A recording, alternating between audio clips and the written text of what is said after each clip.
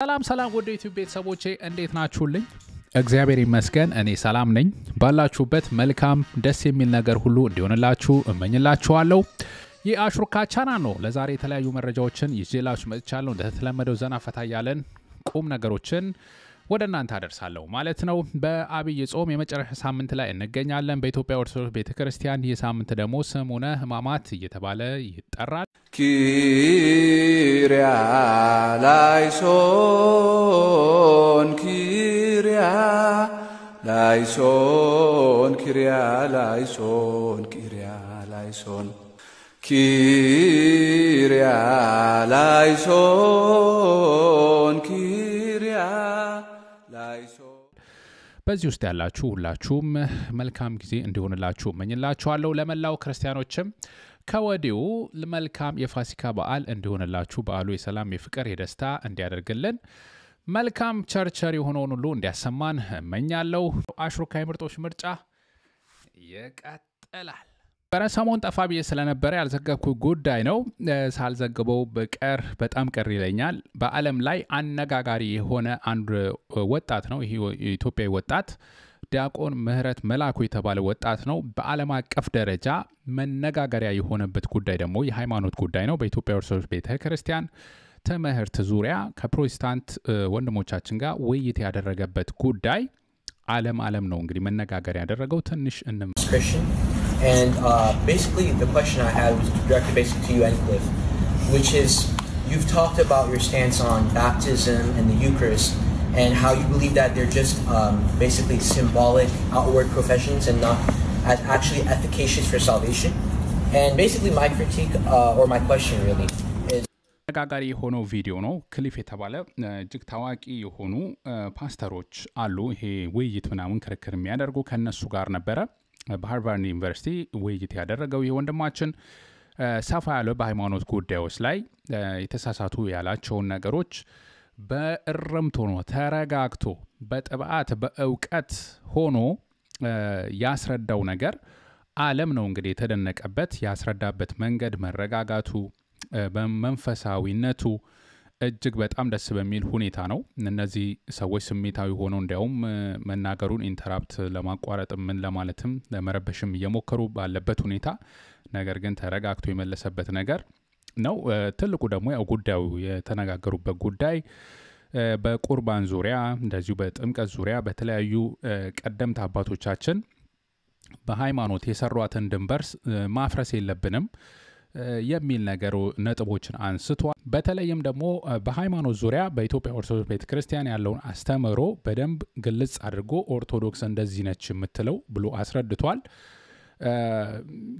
የተሳሳቱ ነገሮች አሉ። በተለይ ደግሞ ቀደምት አባቶቻችን ያስቀመጡት የሃይማኖት አስተምህሮ መንገዱ በየጊዜው በተነሳ ፍልስፍና ምክንያት የተሳሳተ ነገር ውስጥ ገብቷል የሚል ክርክር ነው። እንግዲህ በቁርባን ዙሪያም በተለይ በጣም ሰፊ ነገሮች ክርክሮች አካሂዷል። ዓለም ላይ እንግዲህ በጣም በቃ በየቦታው መነጋገሪያ ነው የሆነችው የኢትዮጵያዊ ወጣት እንግዲህ የኢትዮጵያ ኦርቶዶክስ ቤተክርስቲያን የተነሳችበት ትምህርቷ የተነሳበት ቤተክርስቲያናችን እንግዲህ የኢትዮጵያ ኦርቶዶክስ ቤተክርስቲያን ትኩረት የተሰጠበት ነበረ። በዚህ ወንድማችን አማካኝነት ብዙ የኦርቶዶክስ በዓለም ዙሪያ ያሉ ትምህርቶች መነቃቃት የታየበት ነው።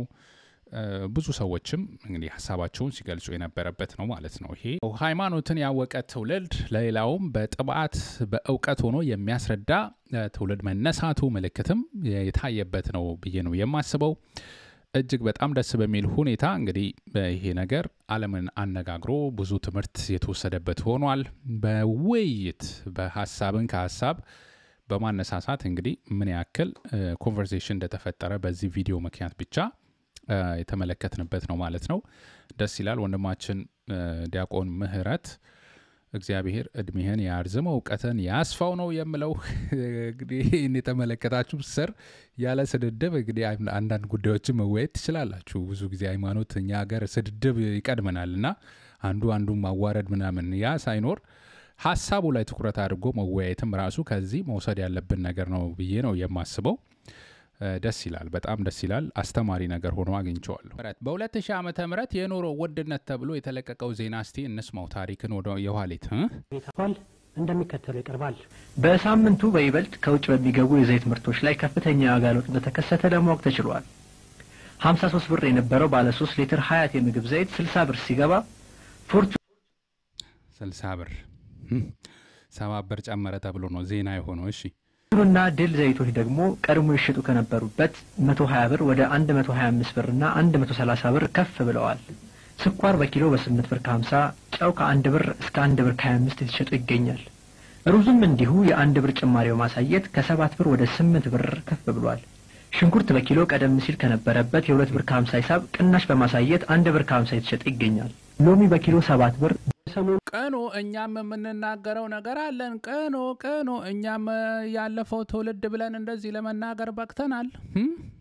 በፊት እኮ አያቶቻችን ሲነግሩ በ10 ሳንቲ በገስተን በሬ ገስተን በ1 ብር ምናምን ይሉ ነበር እኛም እኮ እንደዛ ሆነ ጉዳዩ እንዴት ነው ግን የበዓል ሁኔታው ኑሮ መገበያየቱ እንዴት ይዟችኋል አገር ቤት በተለይ ያላችሁ ያው ዓለም አቀፍ ደረጃ የኑሮ ውድነቱ ምናምን ተባብሶ እንደቀጠለ ነው ግን በተለይ ደግሞ የሀገራችን ሁኔታ ከጦርነቱ ከመንጋ አንድ ላይ ተደማምሮ ብዙ አስቸጋሪ ነገሮች ነው እየሰማን ያለ ነው የጤፍ ዋጋ ምናምን የሌሎች የሽንኩርት የበዓላት ይሄ ዶሮ ያለው ነገር እንዴት ነው እስቲ መረጃዎች እንለዋወጥ በዛው አንዳንድ ሰፈር እንዳትሸዋወዱ እንግዲህ እንደዚህ የሚለው ነገር መለዋወጥ ኮሜንት ላይ ከቻላችሁ ደስ ይለኛል ያው ሶሻል ሚዲያም በዚህ መንገድ ብንጠቀምበት አዎ በጣም አስከፊ ነገር ነው በኢኮኖሚ ዙሪያ ያለው እግዚአብሔር እንዳው ጣልቃ ይግባ ነው የምለው የዩሮ በብላክ ማርኬት ሰሞን የሰማሁት 1 ዩሮ 170 ምናምን ገባ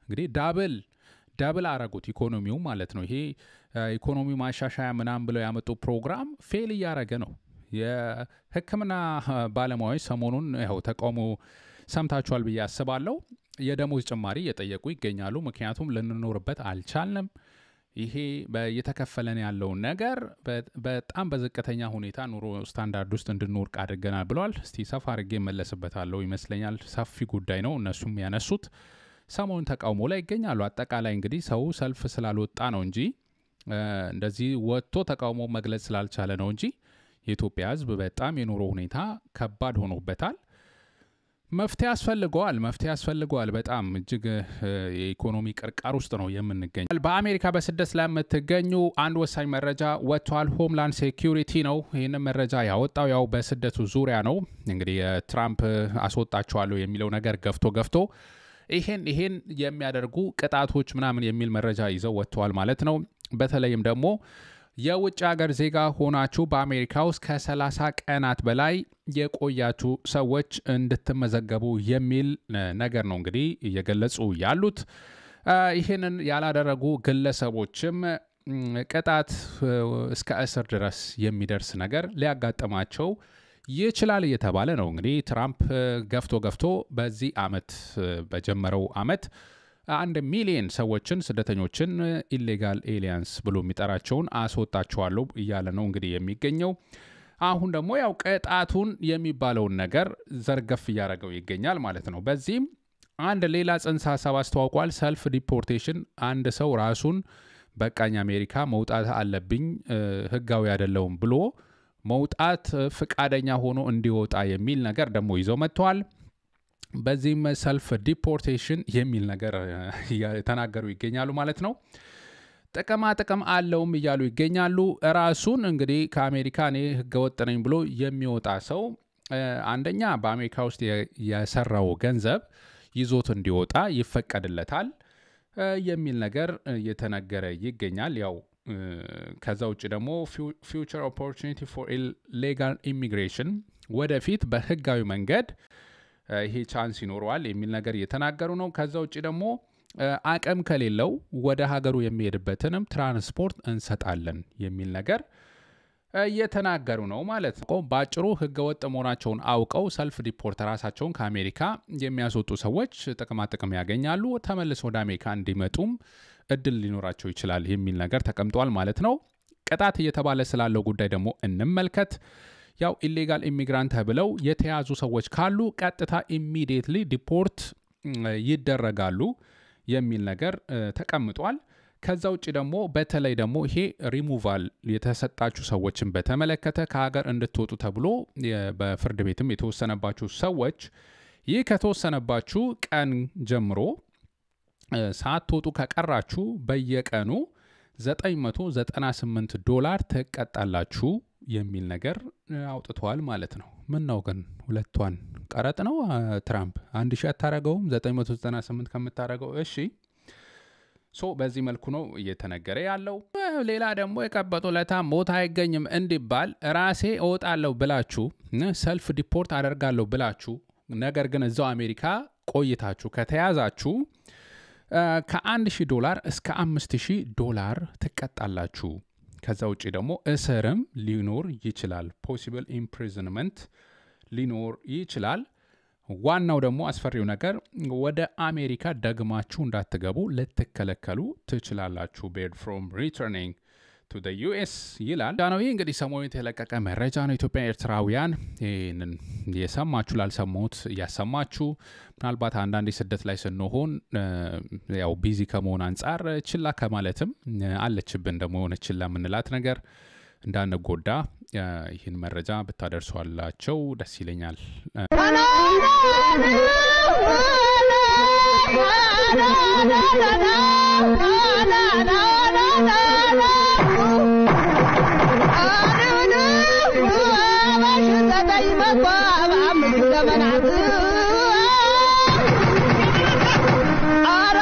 ድምጻችን ለወገናችን ወደሱ አልፋለሁ። በኢትዮጵያ ውስጥ እየደረሱ ካሉ በደሎችን የሚያሳይ እንግዲህ ሰሞኑን 2 ሪፖርቶች ወጥተዋል። የመጀመሪያው አምነስቲ ኢንተርናሽናል ሰሞኑን ያወጣው ሪፖርት ነው። ይህም በኮሪደር ልማት አማካኝነት በኢትዮጵያ ውስጥ እየተፈጸመ ያለው ግፍና በደል ሊቆም ይገባዋል።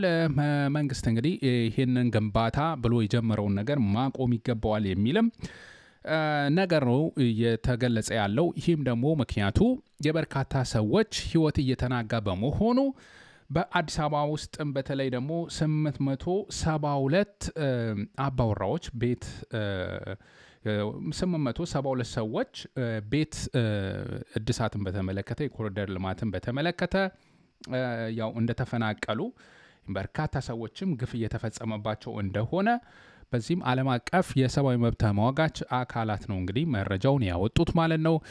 ሀገር ስትለማ ጥሩ ነገር ነው፣ ደስ የሚል ነገር ነው፣ ማንም ይጠላ የለም።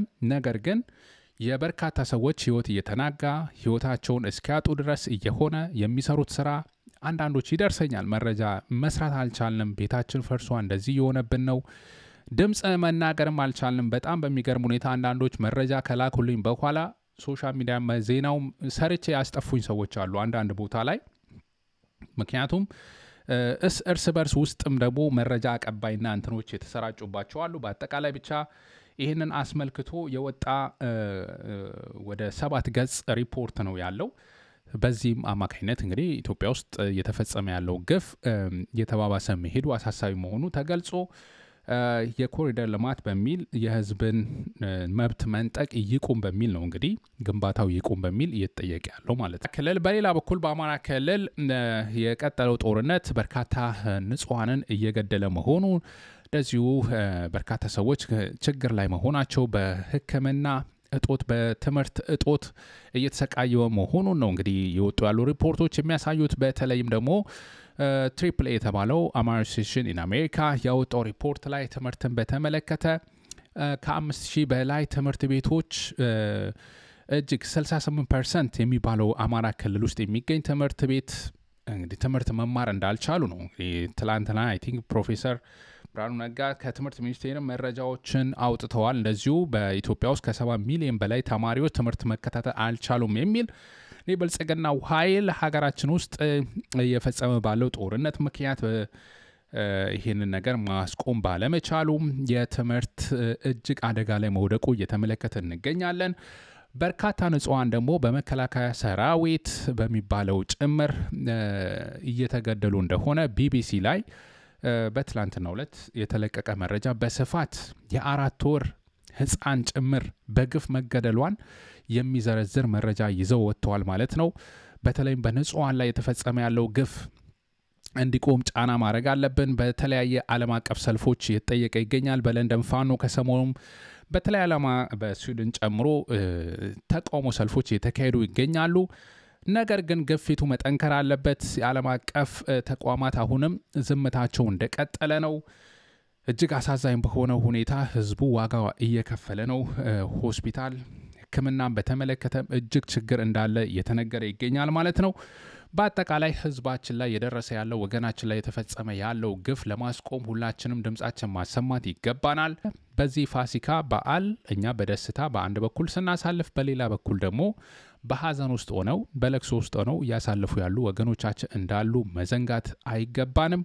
በእውነት ይሄ ስቃይና መከራ ማቆም ይገባዋል። ጦርነት ሊቆም ይገባል። ተጽዕኖ ማሳደር እንችላለን። ግፍና በደል የብልጽግናው ስርዓት የብልጽግናው የአብይ አህመድ መንግስት ግፍና በደልን ማቆም ይገባዋል። ህፃናት ሴቶችን በድሮን ጭምር መግደል፣ በግብታዊነት በየቤቱ እየሄዱ ንጹሃንን መግደል ሊያቆም ይገባዋል። ይህን የፈጸሙም ደግሞ እስካሁን ድረስ የፈጸሙም ግፍ የፈጸሙ ስለሆነ በጦር ወንጀል ጭምር መከሰስና መጠየቅ ይገባቸዋል። ይህ የኔ ድምጽ ነው። እናንተም ድምጻችሁን እንድታሰሙ በትህትና ጠይቃለሁ። ዳውን አብይ አህመድ ወደ ዩቲዩብ ቤተሰቦች ለዛሬ ያቀረብኩላችሁ አጠር መጠን ያለች ፕሮግራም ይህንን ይመስል ነበረ። በቀጣይ አዝናኝ አስተማሪ ፕሮግራሞች እስከምንገናኝ ድረስ ለዕለቱ አሽሩካ ነበርኩኝ። ስለተከታተላችሁኝ እጅግ ከልብ አመሰግናለሁ። ቪዲዮ ላይክ ያረጋችሁ፣ ሀሳባችሁን ኮሜንት፣ ቤተሰብ ያልሆናችሁ ሰብስክራይብ ያረጋችሁ እንድትወጡም በትህትና እጠይቃለሁ። አሽሩካ የምርጦች ምርጫ ነበርኩኝ። አመሰግናለሁ።